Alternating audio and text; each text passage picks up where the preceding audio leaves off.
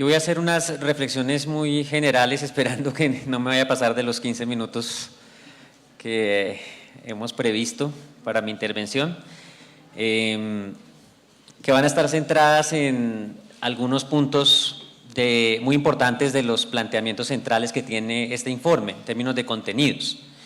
El primero tiene que ver con las características de la violencia dentro del conflicto, las dimensiones del conflicto y la distribución de las responsabilidades de los actores armados en la violencia. Y el segundo tiene que ver con algunos de los que nosotros llamamos como esos grandes ejes estructurales o ejes históricos que han permitido la prolongación y el escalamiento del conflicto. Cuando empezamos este informe teníamos una gran preocupación por poder establecer o acercarnos o dar una primera aproximación a las dimensiones de la violencia en el marco del conflicto armado. Y uno de los principales hallazgos de este informe fue el haber podido documentar 220.000 muertos provocados por el conflicto, 180.000 de ellos civiles y 40.000 de ellos combatientes. Una cifra que claramente interpelaba aquella idea muy generalizada ya en gran parte de la opinión pública de que el conflicto armado era marginal y que en realidad nos ponía frente a un hecho totalmente diferente, y era que estábamos confundiendo la marginalidad del conflicto con su invisibilización, que más que un conflicto marginal era un conflicto invisibilizado. Y de ahí la importancia del trabajo de memoria. Esa invisibilización del conflicto nos llevó a preguntarnos, bueno, ¿y qué ha hecho posible que eso se produjera? ¿No?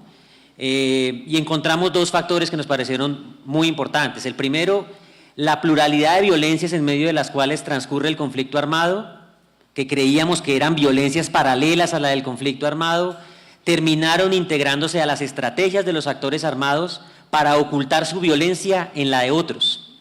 Fueron muy comunes y muy generalizados los casos en donde eventos presentados como conflictos entre particulares o eventos perpetrados por los mal llamados grupos de limpieza social en realidad eran acciones perpetradas por los actores del conflicto armado, presentados como otras violencias y que no generaban una interpelación de parte de la sociedad por esta suerte de acostumbramiento al que ya estamos de esa pluralidad de violencias con las que vivimos.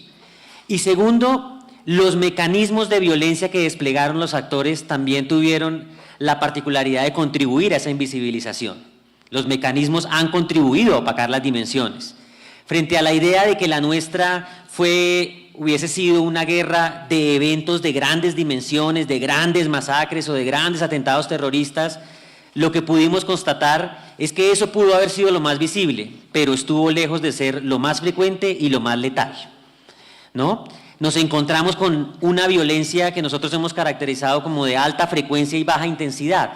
¿Y qué significa eso? Una violencia en la que prevalecen muchos hechos de violencia que ocurren permanentemente, pero con una escala de víctimas menor, una escala de 1, 2, 3, 4 víctimas, que en medio de este contexto generalizado de violencia efectivamente pasaron invisibilizados y contribuyeron a esta invisibilización. Frente a todas estas características y este panorama de la invisibilización se vuelve, y con unos mecanismos como los que acabo de describir, vuelvo a insistir en la importancia que tiene para el caso colombiano el papel de la memoria, porque como muchas víctimas nos decían, la memoria permite en este contexto volver visible lo que el victimario quiso que fuese invisible. Este proceso de invisibilización nos llevó también a hacernos preguntas acerca de las responsabilidades de los actores armados, ¿no? ¿Quién es responsable de estas acciones? Y nos sorprendió un poco el punto de llegada que tuvimos en el desarrollo de la investigación. En un conflicto tan prolongado, presumíamos que al final los actores armados iban a terminar todos haciendo lo mismo y no iban a diferenciarse en sus repertorios de violencia para atacar a la población civil. Y lo que encontramos fue algo totalmente distinto. Encontramos que hay unas asimetrías muy marcadas entre los actores armados dependiendo de los distintos hechos victimizantes o las distintas modalidades de violencia que van a exigir, por supuesto, en su momento que los actores tengan responsabilidades diferenciadas y asuman esas responsabilidades de acuerdo a esas características de sus repertorios de violencia.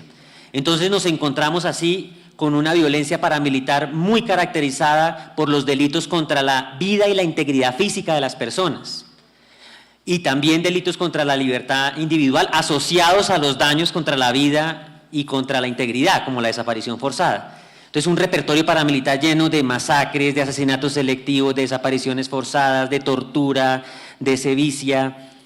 Nos encontramos un repertorio de violencia de la guerrilla muy marcado por la prevalencia del secuestro, de los delitos contra la libertad personal y contra los bienes, ¿no? Una guerrilla que, si se quiere, se distingue por ser una guerrilla secuestradora, una guerrilla mucho más destructiva. Y en el caso de los agentes del Estado nos encontramos con una estrategia en la que también prevalecen los delitos contra la integridad física y la vida de las personas y los delitos contra la libertad. Esta diferenciación de repertorios, vuelvo e insisto, nos marca una agenda política importante respecto a lo que va a pasar cuando los actores armados tengan que asumir sus responsabilidades diferenciadas por cada uno de esos repertorios. Pero tiene también una implicación de fondo muy fuerte, y es que ha llevado a un proceso de visibilización de la violencia del conflicto armado parcial, con todas las implicaciones políticas que eso tiene. Cuando se mira mucho el repertorio de la violencia guerrillera es la que más se acomoda a una violencia más visible, ¿no? Y esa violencia efectivamente ha ocurrido, se condena, pero la contraparte de esto es que la violencia más invisibilizada, que fue la más letal, ha permanecido en una suerte de sombra, ¿no? Con todo lo que eso implica, es decir, los delitos contra la integridad personal, contra la vida y contra la libertad de las víctimas, por ejemplo, por el caso de desaparición forzada, han sido delitos que han permanecido invisibilizados, con todo lo que eso implica desde el punto de vista ético, ¿no? En cualquier escenario de posconflicto que nos pensemos. Y es un punto muy delicado porque obviamente nos habla de que todas esas estrategias de ocultamiento, de invisibilización ocurrieron sobre ese tipo de delitos. Entonces nos encontramos con esa clara diferenciación de estrategias y de repertorios de los actores armados. Hay que decir que esta estrategia característica de la violencia de agentes de Estado y característica de los paramilitares tiene una implicación muy fuerte a la hora de poder establecer las verdaderas dimensiones del conflicto. Es decir, por ser eventos o énfasis en hechos violentos que se caracterizan por esa alta frecuencia y esa baja intensidad, son los más propensos al ocultamiento, a la invisibilización. Cuando vayamos develando aún más, vamos a ir viendo probablemente un aumento en el peso de las responsabilidades de esos actores. Entonces, digamos, detrás de esa diferenciación de repertorios hay un llamado a la sociedad acerca de cómo se ha dado un proceso de invisibilización de delitos que desde el punto de vista ético nos deberían interpelar, ¿no? De manera muy dramática. En este punto queremos hacer también un énfasis muy importante en el desarrollo del informe, y es que si bien los agentes del Estado no son los principales perpetradores de la violencia en el marco del conflicto armado, de hecho encontramos en las distintas modalidades de violencia letal por lo menos un 10% de responsabilidad, hay que decir que hay una diferencia del Estado de los agentes del Estado en relación con los actores, con los demás actores del conflicto armado, y es que los agentes del Estado tenían una investidura institucional y constitucional que era preservar la honra, vida y bienes de los ciudadanos. No podían hacer la guerra como quisieran, tenían que hacer la guerra dentro de determinados límites que garantizaran los derechos de los ciudadanos. Entonces, no importa si es 10%, no importa si es 5%, así fuera 1%. Hay un elemento cualitativo ahí que escapa más allá de las valoraciones. Y esto es importante porque nosotros ya hemos empezado a asistir a este escenario de discusión en la que los actores armados están muy preocupados por decirle a la sociedad cuáles son las responsabilidades de los otros, ¿no? Y empezar a imputar responsabilidades a los otros sobre la idea de decir, es que lo mío es menos y lo del otro es más. Eso le toca a la sociedad. Usted tiene que responder por lo que cada uno haya hecho en el desarrollo del conflicto armado, ¿no? Y hay que decir algo en este punto que es muy importante también como mensaje para los actores armados, y es, tan preocupados por el más y por el menos, es lo que nosotros pudimos documentar en términos de distribución de responsabilidades equivale apenas al 25% del total del universo. Es decir, tenemos todavía un 75% de hechos por esclarecer, asumiendo además que el universo que logramos construir es un universo todavía parcial. y que a medida que se vaya develando, como nos tocó en alguna respuesta darle a algún requerimiento que nos hacía un actor institucional preocupado por este tema de los más y de los menos, mire, a todos les va a subir la cifra, porque nos queda 75% por esclarecer. Y lo que probablemente queda por esclarecer es aquello sobre lo que se desarrollaron estrategias de ocultamiento e invisibilización, y eso va a cubrir por definición a actores relacionados con el paramilitarismo y a quienes estaban detrás porque tenían vínculos con la legalidad, y probablemente agentes del Estado que desarrollaron estrategias de invisibilización. Entonces, hay que estar preparado cuando llegue una comisión de la verdad, va a tocar enfrentarse a todo lo que va a ser ese tema de esclarecimiento y de visibilización. El otro tema que quería plantear tiene que ver con algunos factores de orden. Voy a poner el énfasis en uno de los factores explicativos que nosotros desarrollamos a lo largo del informe para tratar de entender por qué la prolongación, por qué el agravamiento del conflicto armado. Pero antes de eso quiero hacer un planteamiento que sirve de preludio a esa idea, y es: nosotros tenemos muy claro que los que hacen la guerra son los actores armados, y que los actores armados, al desarrollar la guerra, es muy importante que tengamos en cuenta sus estrategias. Sus estrategias nos explican muchas veces por qué sube o por qué baja la violencia, ¿no? Entonces es muy importante tener en cuenta esas estrategias, cómo se organizaron para desarrollar la guerra, para continuar la guerra, cómo organizaron sus recursos de distinta índole para poder continuar en la guerra. Pero queremos hacer una aclaración o hacer un matiz sobre esa afirmación de la importancia de las estrategias, y es: ojo que un actor armado o todos los actores armados pueden estar interesados o pueden desear continuar la guerra tanto tiempo como quieran, pero una cosa es que lo deseen, otra cosa es que lo logren. Y la pregunta por lograr permanecer en la guerra, en una guerra de más de 5 o 6 décadas, nos lleva a hacernos preguntas sobre factores estructurales que les han garantizado anclajes a esos actores para continuar en la guerra. Si una guerra no se puede hacer sin recursos económicos, una guerra no se puede hacer sin oportunidades políticas, una guerra no se puede hacer sin tensiones sociales, una guerra en el fondo no se puede hacer solo contra la sociedad, sino que tiene que hacerse con parte de la sociedad. Necesita un anclaje en la sociedad para que pueda tener el grado de prolongación que ha tenido la guerra colombiana, ¿no? Entonces, ahí es donde está el punto central de la importancia que tiene el tema de que, abocados a escenarios de posconflicto, no podemos ignorar el tema de las grandes preguntas por las grandes transformaciones que requiere la sociedad colombiana. O sea, cómo se van a poder remover esas condiciones que permitieron esos anclajes de los actores armados en un conflicto tan prolongado. Nosotros hemos identificado como 5 grandes ejes que consideramos que son los que nos dan muchas luces de tipo interpretativo para esa continuidad del conflicto y el escalamiento del conflicto, que son: el primero, el problema agrario, ¿no? Creemos que si el 80% de las víctimas están en el país rural, tenemos que preguntarnos qué es lo que está pasando en el país rural. Y eso no es solo el problema por la tierra, por la concentración de la tierra, por el uso de la tierra, es un problema también de fondo por la integración del territorio, ¿no? Por la relación entre el centro y la periferia, por el problema de la integración territorial, que habrá que discutir. No voy a profundizar en ese, pero quería como enunciarlo porque está en el centro de los elementos que permitieron la continuidad y el escalamiento del conflicto armado. El segundo gran eje que hemos definido lo hemos llamado el miedo a la democracia. Sobre ese voy a profundizar, entonces ahorita vuelvo a él. El tercer gran eje es: no podemos entender este conflicto sin el narcotráfico. Y vamos a hablar también de ese eje ahorita en mi exposición, respondiendo a partir de ese eje del narcotráfico algunas críticas que hemos recibido al informe, y haciendo algunas aclaraciones sobre los riesgos de poner tanto énfasis en el narcotráfico como factor explicativo. El cuarto factor lo hemos llamado las presiones y las influencias de las políticas internacionales. Nuestra guerra ya ocurre en un contexto global, ya no todo lo que nos pasa está fuertemente marcado por referentes ideológicos o por fuentes de financiación que también vienen de afuera. No es una guerra, podemos resolverla nosotros, tenemos mucho nosotros que resolver, pero ha habido factores externos o ha habido políticas que han alimentado nuestro conflicto.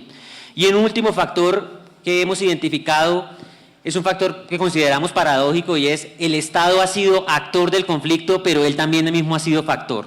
Lo hemos llamado la fragmentación territorial e institucional del Estado, cuando el Estado mismo, en su diseño institucional, en un contexto de guerra, se vuelve también una oportunidad o para generar anclajes u oportunidades para que los actores armados se consoliden o consoliden sus proyectos político-militares.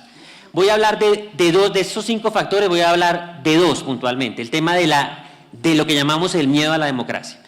¿A qué aludimos con el tema del miedo a la democracia? Aludimos fundamentalmente a este tema que nos ha caracterizado siempre en el conflicto armado colombiano y es esta coexistencia de tantos años entre la guerra y la democracia. Es decir, una coexistencia que algunos sectores sociales pregonan como por eso podemos vivir con la guerra sin ningún problema porque tenemos espacios democráticos o hemos desarrollado espacios democráticos. Y esa coexistencia de 2 cosas que son absolutamente antagónicas, porque el principio de una guerra es la negación del otro, el principio de una democracia es el reconocimiento del otro. La coexistencia prolongada en el tiempo produce necesariamente distorsiones, y muchas de esas distorsiones se producen son sobre la democracia. Es decir, una de las grandes preguntas del posconflicto que nos vamos a tener que hacer son cuáles han sido las distorsiones autoritarias a nuestra democracia y cómo vamos a remover y a transformar eso. No es un problema como en otros países de transitar de una guerra a una democracia o de una dictadura a una democracia, sino cómo vamos a recuperar la confianza en la democracia o cómo vamos a rehacer, o si me permiten la expresión, a refundar la democracia, ¿no? Por los efectos de distorsión que le ha generado esa coexistencia con la guerra durante tanto tiempo. Es importante para nosotros en este punto resaltar que una democracia no se puede apreciar de tal cuando tiene encima el exterminio de la Unión Patriótica, el exterminio del Movimiento Esperanza, Paz y Libertad, cuando tiene unos marcados acentos hacia la criminalización de la protesta social, cuando tuvo procesos de exterminio y de cooptación del poder local. O sea, hay un tema que no debería pasar, no debemos pasar de soslayo porque es un tema crucial, y es, no nos olvidemos que el momento más crítico del conflicto armado ocurre paralelamente con los momentos históricos donde tuvimos reformas democráticas importantes. Ocurre bajo la égida de la Constitución Política del 91 y bajo la descentralización política y administrativa. ¿Cómo vamos a recuperar el espíritu o la naturaleza de esas reformas? ¿No? Entonces, ese tema del miedo a la democracia creemos que está en el centro y habla de estas distorsiones que le ha generado la guerra a la democracia. Nosotros en este punto reconocemos que esta coexistencia ha permitido reforzar detrás de este miedo a la democracia 2 grandes miedos para todas las partes que están involucradas en el conflicto. Primero, un miedo profundamente arraigado en nuestra cultura política a la oposición política, ¿no? El miedo a la oposición política, y que en el desarrollo de un contexto de guerra se ha puesto de manifiesto a través de la estigmatización. La estigmatización permite enmascarar ese miedo a la oposición política, una forma de descalificación para negar la oposición política, por un lado, pero por el otro lado también hay actores que reflejan un miedo a la democracia que en el fondo lo que también tiene profundamente arraigado es un miedo a la autonomía de las comunidades. Actores que se creen que son ellos los que tienen la verdad revelada sobre hacia dónde debe ir un proyecto político, cuál es el proyecto político verdadero, y que le temen al tema del debate político, al debate de las ideas, ¿no? Y a la persuasión de las comunidades o del pueblo. Entonces, eso se llama el miedo a la autonomía. Entonces, detrás de ese miedo a la democracia hay un profundo miedo a la autonomía y hay un profundo miedo a la oposición política, y por eso terminamos cayendo en todos estos escenarios o situaciones de distorsiones democráticas, de los mecanismos democráticos. El segundo punto que queremos plantear es el tema del papel que ha jugado el narcotráfico en el marco del conflicto. Es indudable que el narcotráfico ha jugado un papel fundamental en términos de la provisión de recursos económicos para todos los actores del conflicto armado.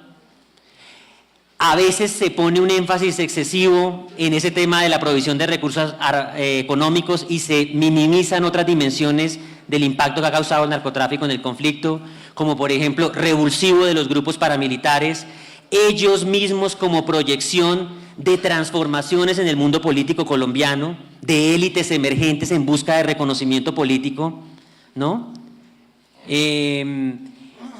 y de transformaciones de élites regionales reclamando mayor visibilidad o reconocimiento del Estado, un narcotráfico que también posibilitó en gran medida el conflicto armado porque le abrió al Estado dos frentes de guerra, ¿no? Además del conflicto armado, el de la guerra contra el narcotráfico implicaba un frente de guerra adicional que generaba oportunidades para los actores armados, un narcotráfico que no solo decidió confrontar al Estado, sino que en muchas ocasiones apostó por la cooptación, por la influencia, por la penetración del Estado. Entonces también generó condiciones para que el polo estatal quedara en una situación particular en el desarrollo de la guerra o en una condición que lo hacía más vulnerable a los cambios en los balances de fuerza, pero también un narcotráfico que se aprovechó de factores estructurales como el problema agrario, ¿no? El narcotráfico vino y agravó el problema de la compra masiva de tierras, pero también aprovechó las oportunidades que le dio el agravamiento del problema agrario, permitiendo la expansión de cultivos ilícitos en el sur del país o en distintas regiones donde se expandieron los cultivos ilícitos. Que no es el narcotráfico el que promovió eso, el narcotráfico aprovecha las oportunidades que dan los problemas de integración territorial, el problema agrario no resuelto del país, ¿no? También tendríamos que hacernos preguntas alrededor del narcotráfico, no siempre en función de qué le ha dado el narcotráfico al conflicto armado, sino también a la inversa. ¿Qué oportunidades le ha dado el conflicto armado al narcotráfico para expandirse como empresa ilegal o como nueva empresa o como empresa política emergente? Pero alrededor del narcotráfico, sobre el cual hemos recibido muchas críticas en relación con el informe, que le quitamos influencia, que le quitamos fuerza, que el fenómeno paramilitar en gran medida se puede entender solamente con el narcotráfico, que la guerra solo puede entenderse a partir de la provisión de recursos que dio el narcotráfico. Nosotros no desconocemos esa influencia, pero sí advertimos de los riesgos que puede tener el poner al narcotráfico como casi el único factor causal para entender el conflicto armado.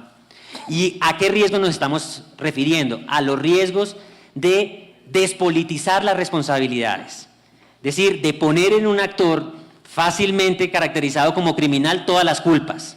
Es un gran chivo expiatorio para que todos exculpen sus responsabilidades, ¿no? Y responsabilidades que son de orden social y orden político. Voy a dar un ejemplo. Muchos nos dicen, no, es que uno no puede entender el origen del paramilitarismo sin el MAS. El paramilitarismo fue el MAS, creado por el cartel de Medellín, por el narcotráfico.